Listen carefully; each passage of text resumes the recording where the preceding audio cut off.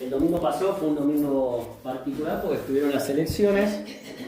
Una semana nomás pasó, pero si siguieron las noticias del transcurso de estos días, parece que es casi un año, más o menos, con todo lo que se hace, no se hace, se dice, no se dice, impresionante. Y nosotros seguimos igual, ¿no es cierto? Pero lo mejor de todo es que podemos estar como hijos de Dios, reunidos en su casa para acudir a la verdadera fuente de sabiduría, de verdad, de consuelo, de gozo, que es la palabra de Dios.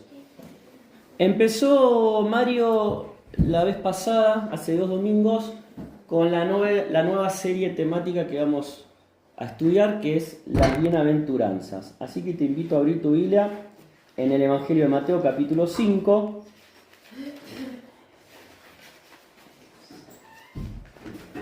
Vimos una introducción, ¿no? Acerca de lo que es la verdadera felicidad, porque justamente estuvimos estudiando que la palabra bienaventurados hace referencia a la felicidad y al gozo que podemos experimentar en nuestra vida, que está muy lejos de ser el gozo o la felicidad que este mundo ofrece. Y lo vamos a ver un poquito después.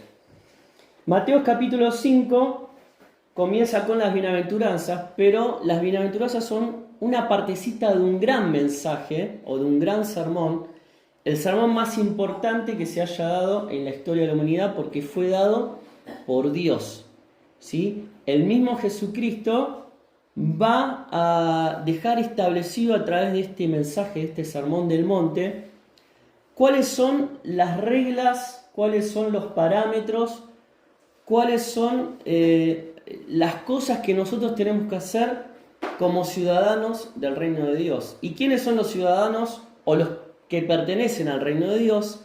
Aquellos que son los hijos de Dios, ¿sí? Los cristianos. Nosotros vivimos en esta tierra y solemos decir que somos peregrinos y extranjeros, ¿no? Y cantamos una canción que dice: peregrino soy, extranjero aquí.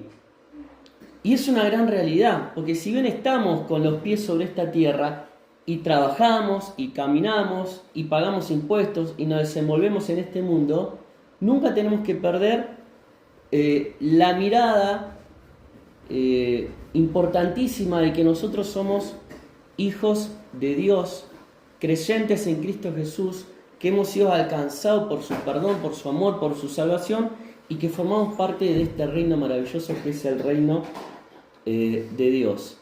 Así, mirá la importancia que tiene este sermón, porque nos va a dar todos los parámetros para que nosotros podamos vivir de acuerdo a los estándares de Dios. Para desenvolvernos en esta sociedad, en la República Argentina, ¿qué tendríamos que conocer nosotros? La Constitución, ¿no? Y yo me acuerdo que me enseñaron un poquito en educación cívica en el secundario, pero no me acuerdo mucho, el preámbulo, el artículo 14, esto, lo otro. Pero la verdad no me la sé de memoria.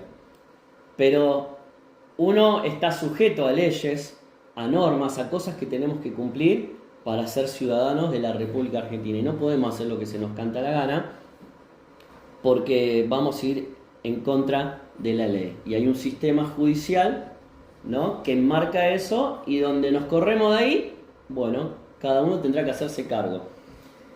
Y en estas bienaventuranzas, que son el comienzo del Sermón del Monte, el Señor Jesucristo nos va a decir cuál es realmente la verdadera base de la felicidad y del gozo verdadero que nosotros podemos experimentar como hijos de Dios. Ahí está llegando una familia, así que voy a ir pausado, así no le compartimos también la introducción. Adelante. Camila ahí en la puerta, no sé. Hola, Mila, ¿pasá, vení? Me está tirando por la rendija. Entonces, el Señor nos va a decir a través de estas bienaventuranzas. Hola Ceci, hola Gael, hola Ale, adelante. Vamos a esperar que se acomoden los chicos. Recién empezamos.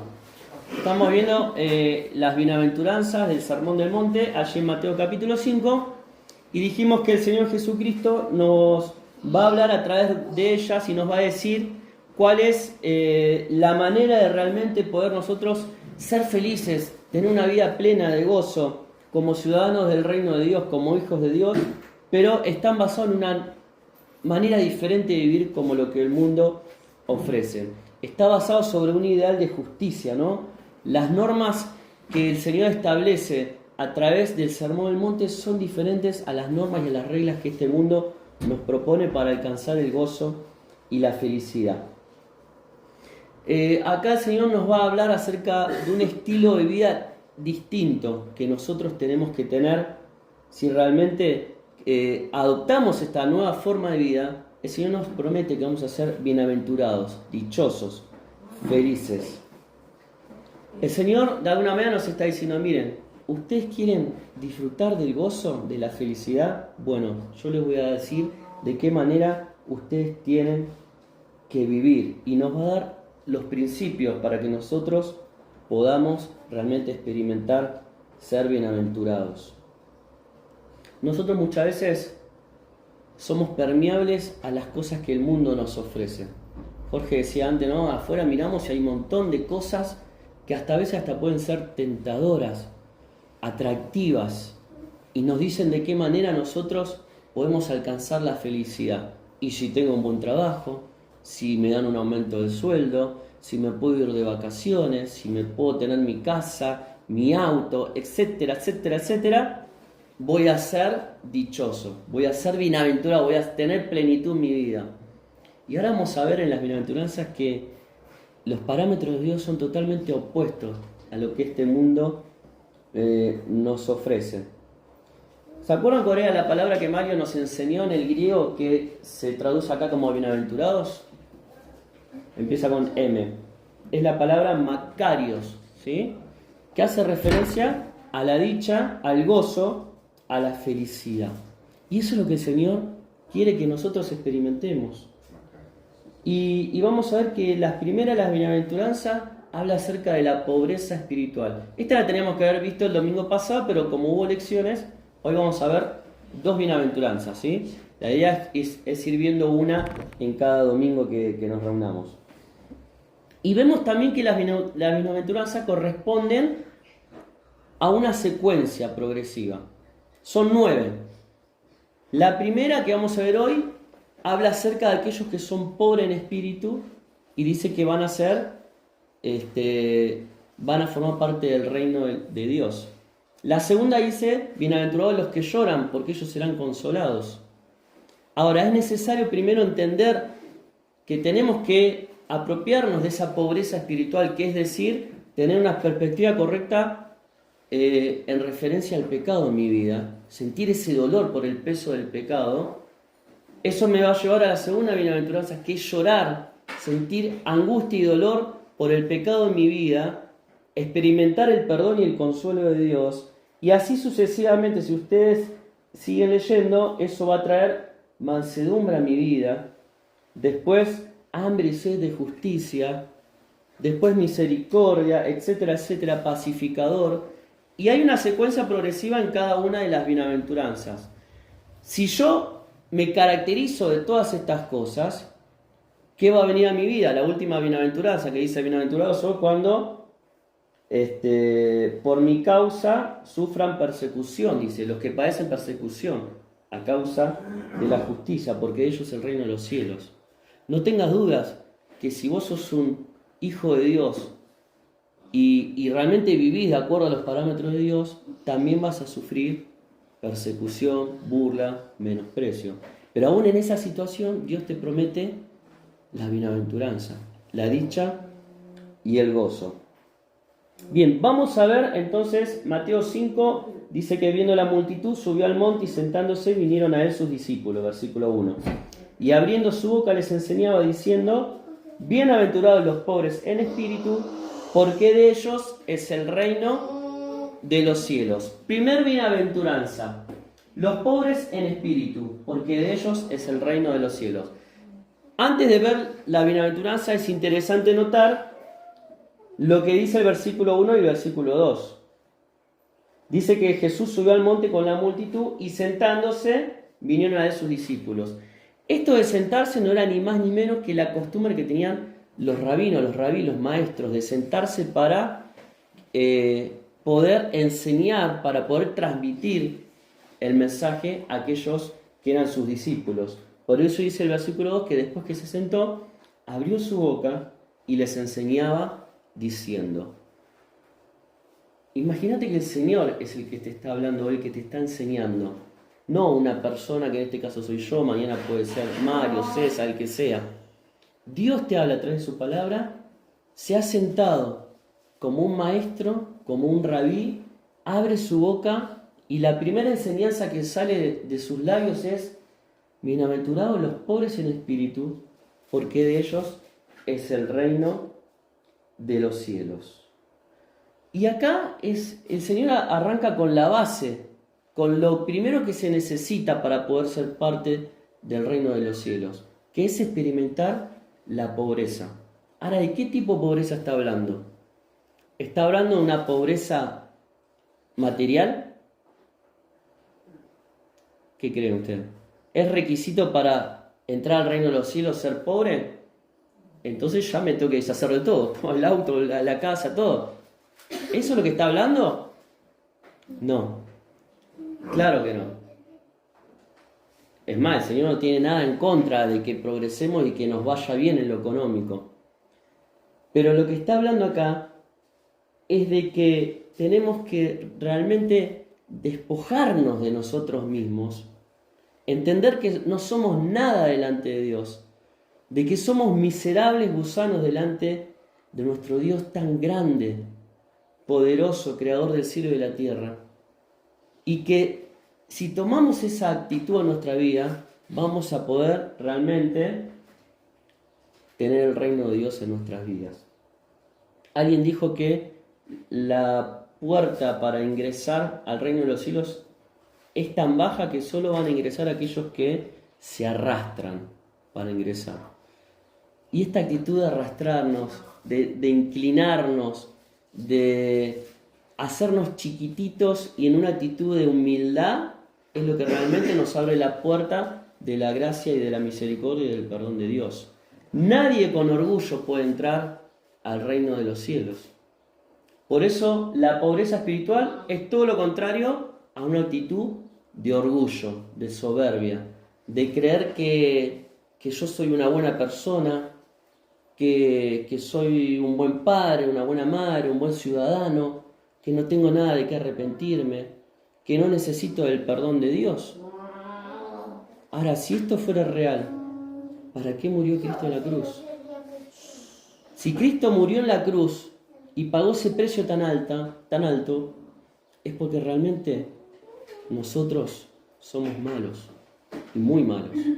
Somos pecadores, somos miserables, y necesitamos de su gracia y de su perdón.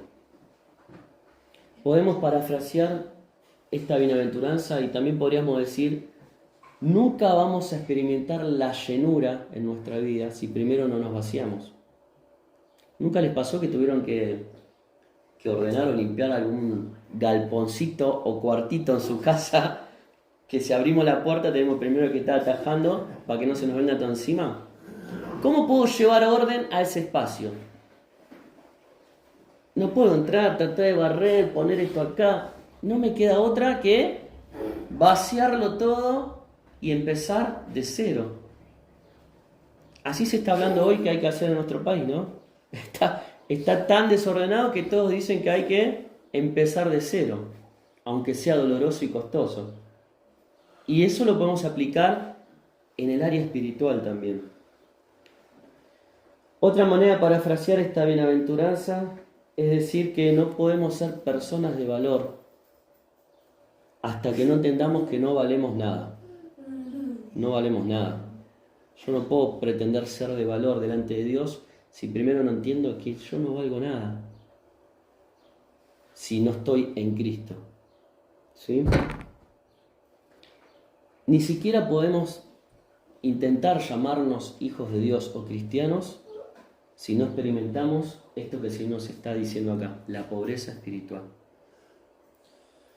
Y el Señor nos está diciendo: ¿querés encontrar el camino al gozo, a la felicidad verdadera? No como el mundo lo ofrece, sino como yo lo ofrezco. Empezá por acá. La pobreza en espíritu. Porque mientras nos sigamos mirando a nosotros mismos, nunca vamos a ver al Señor como Él se lo merece. Nunca vamos a comprender las riquezas del Señor si primero no entendemos cuán pobres y miserables somos cada uno de nosotros delante de Él. Por eso dice la palabra que Dios da gracia, ¿a quién? ¿A los soberbios? No, a los humildes. Y es por eso que al principio de todo lo primero es esto: entender que necesitamos ser pobres de espíritu. Y la única manera de hacerlo es venir a Dios con todas nuestras cargas, con nuestro pecado, con nuestra maldad, confesarlo delante de Él, y Dios va a ser propicio a nosotros. ¿Ustedes se acuerdan esa historia donde van al templo a orar dos personas? Un fariseo, que era un religioso judío, ¿no?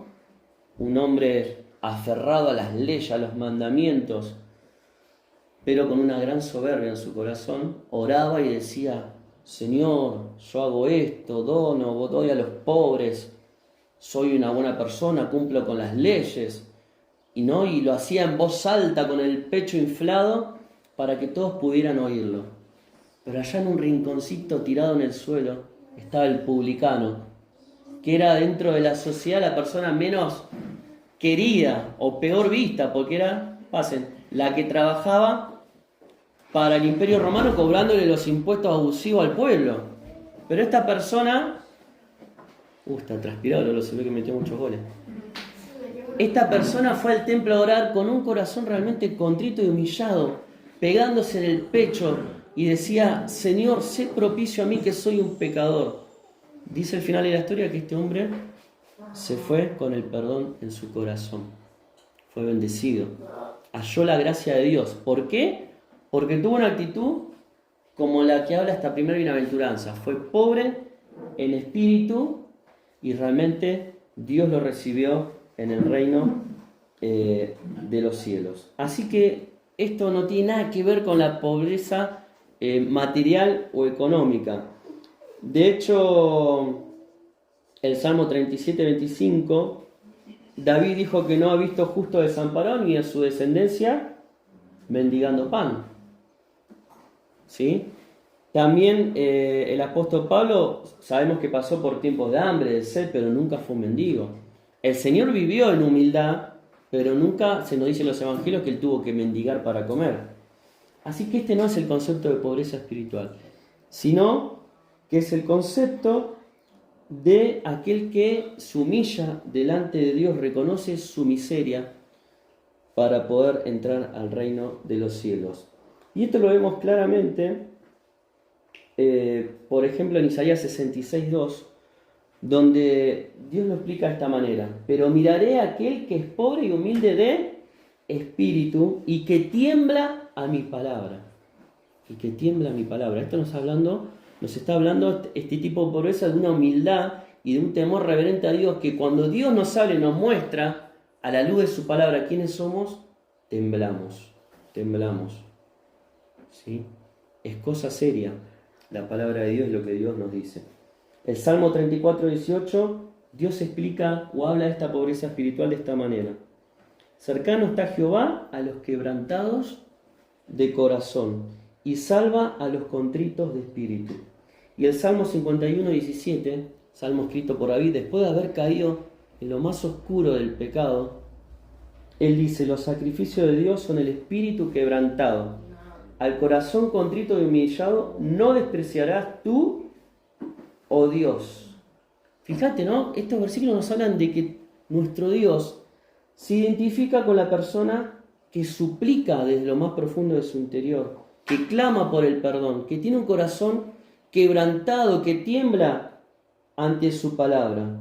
Y Dios no se identifica o no acepta a las personas autosuficientes, que creen que pueden conseguir por sus propios medios la salvación. Y cuidado, porque muchos caen en esto y se piensan que haciendo buenas obras van a alcanzar el perdón de Dios, que yendo de rodillas hasta un santuario o prendiendo una vela o haciendo un sacrificio van a obtener el perdón de Dios. Dios no quiere nada de nosotros, porque delante de Él no somos ni valemos nada. Vamos a comprender las riquezas de Dios cuando entendamos cuán pobres somos nosotros. ¿Cuál es el resultado de aquellos que tienen esta actitud? De ellos es el reino de los cielos. Y fíjate que el verbo está en presente, es. Hoy ya podemos disfrutarlo. Si bien podemos también pensar que el reino se va a establecer sobre esta tierra en el milenio, también es parte de este reino, pero el reino ya es hoy. Hoy nosotros somos ciudadanos, parte de este reino, si realmente, en primer lugar, hemos pasado por esto.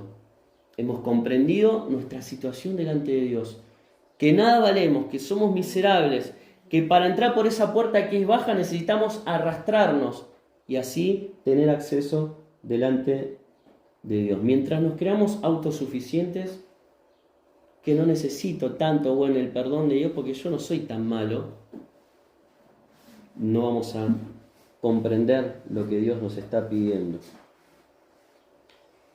¿Cómo se vuelve uno pobre en espíritu? Estamos leyendo material de John MacArthur y él habla de 3 cosas. Primero, mirar a Dios. Después dice, mate de hambre su carne, el segundo consejo. Y en tercer lugar, pida. A veces alimentamos mucho nuestra carne, ¿no? ¿Vos te percibís orgulloso delante de Dios? ¿Te cuesta humillarte? ¿Te cuesta reconocer tu miseria delante de Dios? Y bueno, quizás me estás alimentando mucho el orgullo, tu autosuficiencia. Tenemos que dejarse a un lado, buscar a Dios y pedirle que Él nos dé un corazón contrito y humillado. La segunda bienaventuranza la vemos en el versículo que sigue, que como dijimos antes, cada bienaventuranza le responde a la anterior, ¿no? Es una progresión, es una cadena. Mateo 5, versículo 4, lo ponemos en la pantalla y dice, bienaventurados los que lloran, porque ellos recibirán consolación. Esto es una consecuencia de la primera bienaventuranza. Cuando yo realmente entiendo que no soy nada, que soy un pecador, que soy miserable, que le he fallado a Dios y entiendo el precio tan alto que Él pagó por mí en la cruz, ¿cómo voy a expresar eso? A través de una angustia profunda por el pecado. Porque uno puede pensar, bienaventurados los que lloran, y de hecho muchos lo toman como una promesa para las circunstancias difíciles que uno pasa en la vida, que no está mal, pero no es de lo que está hablando esta bienaventuranza. Porque todos experimentamos sufrimiento, angustia, dolor. Este año a mí me pasó de experimentar, no sé si la angustia más grande de mi vida, que fue perder a mi sobrinito. Fue terrible, algo que cuando lo pienso enseguida se me llenan los ojos de lágrimas. Dentro de poco lo tienen que operar a mi papá. Y pasamos situaciones difíciles. Cada uno puede levantar la mano, sí, a mí me pasó esto, y a mí esto, y a mí lo otro. Jorge decía, ¿no? Como jóvenes nos preocupamos por la situación económica, el trabajo que vamos a tener. Pero en todas esas cosas, si bien son válidas y la Biblia nos enseña de que David, los discípulos, Pablo, todos pasaron aflicciones, sufrieron y lo expresaron a través del llanto, no es de la aflicción que está hablando acá. No es la aflicción que está hablando acá. Porque se nos puede ir un ser querido, pero podemos tener la esperanza que lo vamos a ver en el cielo. ¿Sí? Podemos atravesar por una enfermedad y Dios puede obrar milagrosamente y sanarnos, o no. Podemos pasar por necesidades económicas y de un día para el otro Dios puede proveernos y puede cambiar esa situación. Y si no, si tenemos que vivir en humildad y pobreza, vamos a experimentar, como decía la canción que mencionábamos hoy, que Él nos sostendrá. Pero hay una angustia a la cual deberíamos darle mayor importancia, que es la angustia por el pecado que nosotros hacemos y por nuestras ofensas a Dios. Porque eso no se soluciona tan fácil como la pérdida de un trabajo o perder a un ser querido. Sobre eso cae el juicio de Dios y tiene implicancia para toda la eternidad. Si yo no comprendo cuán pecador soy y miserable delante de Dios y no me arrepiento de mis pecados, eso va a tener una consecuencia eterna para mi alma. Dice el Señor, bienaventurados los que lloran, porque ellos recibirán consolación. Para entender un poquito mejor este concepto que está hablando el Señor, lo vemos en 2 Corintios 7:10.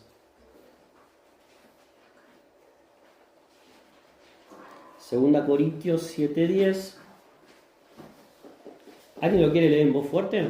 Porque la tristeza que es según Dios produce arrepentimiento para salvación, de que no hay que arrepentirse, pero la tristeza del mundo produce muerte.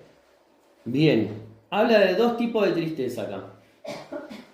Primero, la tristeza que es según Dios, la cual produce arrepentimiento para salvación, que es la angustia y el llanto que está hablando la segunda bienaventuranza. Tenemos que llorar, sentirnos mal, angustiarnos por el pecado en nuestra vida. Porque si lo hacemos así, Dios nos va a perdonar, nos va a salvar, y la consecuencia va a ser el consuelo y la paz para nuestra vida. Ahora la tristeza que habla acá, según el mundo, produce muerte.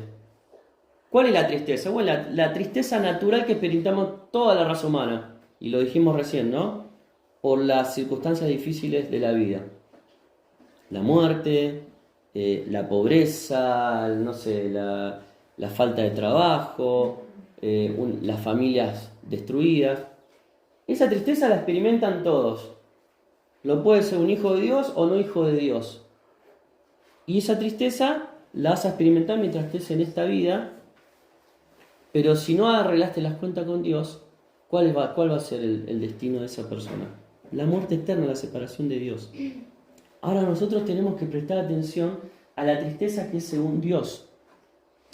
Cuando Dios nos habla a través de su palabra y nos convence de pecado, como dice su palabra, de juicio, de justicia, entendemos que el camino que debemos seguir es el camino del arrepentimiento.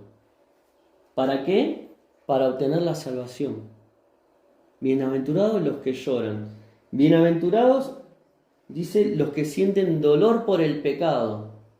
Los que se les comprime el pecho y el corazón por haberle fallado a Dios.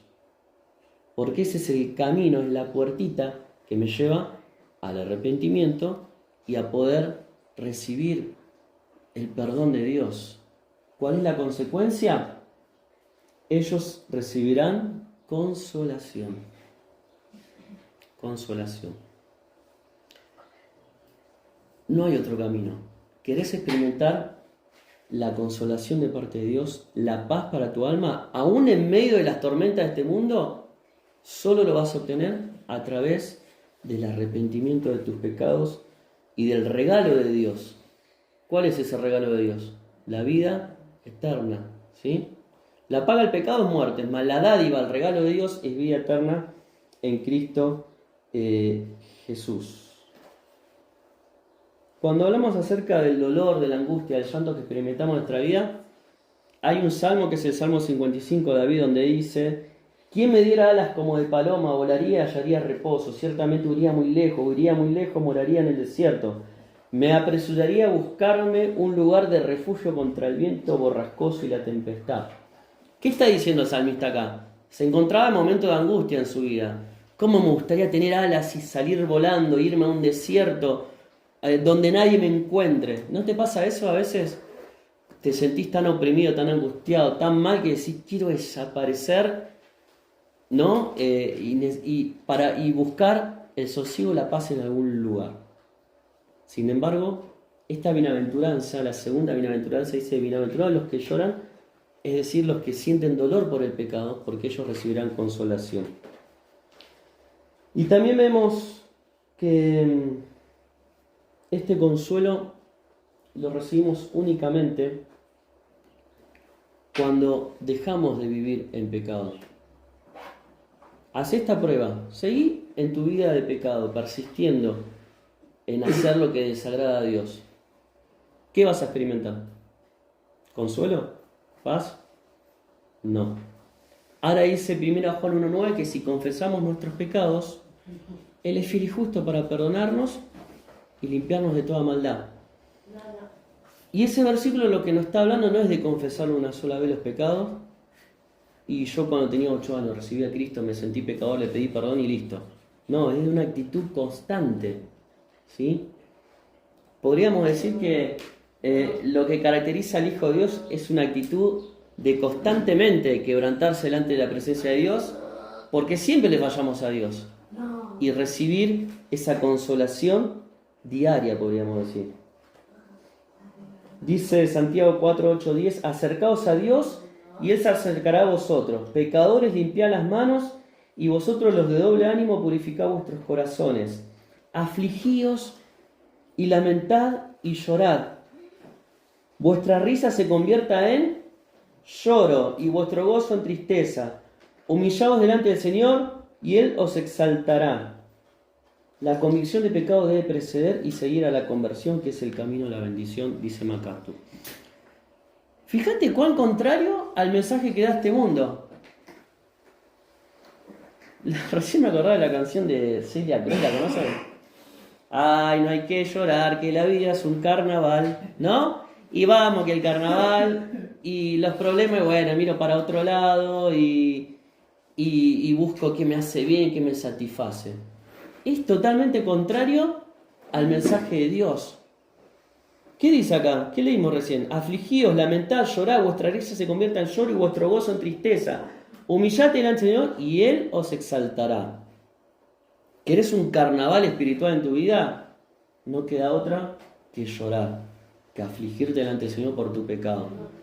Porque la promesa es, o la consecuencia, recibirán consolación. Bienaventurados, dichosos, felices los que viven de acuerdo a las normas, parámetros y leyes del reino de Dios. ¿Qué hizo el hijo pródigo cuando después que experimentó su propio camino terminó mal? Todo a lo que él se aferraba lo perdió. El dinero, la fiesta, el comer, la bebida, las mujeres, todo lo experimentó. Y cuando terminó, sucio como un cerdo y deseando comer lo que comían esos animales, dice que volvió en sí, le cayó la ficha. Se sintió realmente pobre en espíritu, miserable. Eso lo llevó a llorar delante de Dios y dijo, tengo que volver a la casa de mi padre. Y eso fue lo que hizo, eso fue lo que hizo. Cuando decimos que vamos a recibir consolación, ¿quién fue el primer consolador? Cuando hablamos del Consolador pensamos en quién, en el Espíritu Santo, pero el primero fue Jesús, porque Él dice, yo rogaré al Padre y os dará otro Consolador. Quiere decir que si hay otro, hubo un primero. Él mientras estuvo en este mundo, cumplió ese rol, llevar consuelo a las personas, paz, perdón de pecados, sanidad, bendición. Cuando Él se va, le dice a los discípulos, tranquilo, yo voy a rogar al Padre y ustedes recibirán otro consolador, el Espíritu Santo. Adelante. Hola Isa, pasa, ya estamos terminando. Entonces tenemos al Espíritu de Dios en nuestras vidas que nos consuela. Recibirán consolación. Pero también la palabra de Dios es un consuelo para nuestra vida. Esto lo dice Romanos 15:4, porque las cosas que se escribieron antes para nuestra enseñanza se escribieron a fin de que por la paciencia y la consolación de las Escrituras tengamos esperanza. Creo que tenemos que dejar un poquito, ¿no? El celular. Yo ahora lo tengo porque tengo la punta, no es que estoy mirando Netflix mientras hablo. Pero dejar de alimentarnos de las cosas de este mundo, porque si queremos hallar gozo, felicidad, consuelo, paz, tenemos que llenarnos de la palabra de Dios para que el Consolador, el Espíritu Santo, obre en nuestra vida. Y para terminar, el libro que estamos estudiando habla de 5 cosas que no permiten que realmente tengamos esta actitud de humillarnos delante de Dios, ser pobre en espíritu, llorar por el pecado. 5 cosas que nos hacen a nosotros tener un corazón duro frente a la palabra de Dios. Primero es la desesperación. Y acá el autor habla de aquellos que dicen, No, pero ¿cómo voy a recibir yo el perdón de Dios? Y entra en desesperación. Si vos no sabés las cosas que yo hice, no sabés toda la carga que yo tengo sobre mis lomos. Y entran en desesperación, entonces el camino que eligen es, bueno, sigo como estoy, porque yo ya no tengo solución para mi vida. Y un ejemplo de esto lo vemos en Jeremías 18:12, cuando el pueblo dice, y dijeron, es en vano, en pos de nuestros ídolos iremos y haremos cada uno el pensamiento de nuestro malvado corazón. Es en vano, ya estamos perdidos, ¿no? Ya estamos perdidos. No, Dios te acepta tal y como eres, y lo solemos cantar, tal y como sois, sin más decir a otro yo no puedo ir. Y Cristo te recibe y te perdona. Otro impedimento para recibir esta bienaventuranza en nuestra vida es el orgullo. Y podemos decir, la verdad que yo no soy tan malo, ¿no? Si crees que debería entristecerme por lo que soy, es que no me conoces, podrían decir algunos. Yo estoy bien, de hecho muy bien. Qué mensaje erróneo también que podemos tener en nuestra mente y en nuestro corazón. Porque la peor actitud pecaminosa es el orgullo. Entonces, el orgullo es otro impedimento para tener un corazón sensible a lo que Dios nos pide. En tercer lugar, la presunción. Decir o pretender, porque una vez oramos, sí, yo una vez oré a Dios, le pedí perdón y sigo mi vida como quiero. Digo, total, yo ya soy hijo de Dios. Y presumo que está todo bien en mi vida, pero nunca hubo un verdadero cambio, no lo manifiesto diariamente. Por eso Isaías dice, deje el impío su camino y el hombre inicuo sus pensamientos y vuelve hacia Jehová. No puedo seguir el mismo camino. En cuarto lugar, el aplazamiento. Aplazar. ¿Vieron cuando suena la alarma? Dice, descartar o aplazar. Yo siempre pongo aplazar. 5 minutos y lo voy haciendo durar más. Pero en la vida espiritual no sirve esto. No puedo decir, bueno, lo voy a dejar para mañana. Sí, yo entiendo que tengo que humillarme, que tengo que entregar mi vida a Cristo, pero lo dejo para mañana. Mañana puede ser tarde. Dice que nuestra vida es como neblina. Aparece por un poco de tiempo y luego desvanece. Y en quinto lugar, la frivolidad. Algunas personas sencillamente no quieren tratar la vida de una manera realista. Quieren reírse todo el tiempo. No es más que una gran fiesta, ¿no? Y viven superficialmente así. Esto lo vemos mucho en nuestros días. Que Dios realmente nos hable a cada uno de nuestros corazones. El Señor nos dio el camino para ser bienaventurados, dichosos, felices, gozosos, pero no según los parámetros que este mundo ofrece, según los parámetros del reino, de Él. Y hoy vimos dos cosas que tienen que estar en nosotros: ser pobres en espíritu y o más bien dicho, llorar, experimentar ese dolor por el pecado y por la indiferencia que le hemos demostrado a Dios. Que el Señor hable a tu corazón y que hoy puedas tener un corazón sensible a su palabra.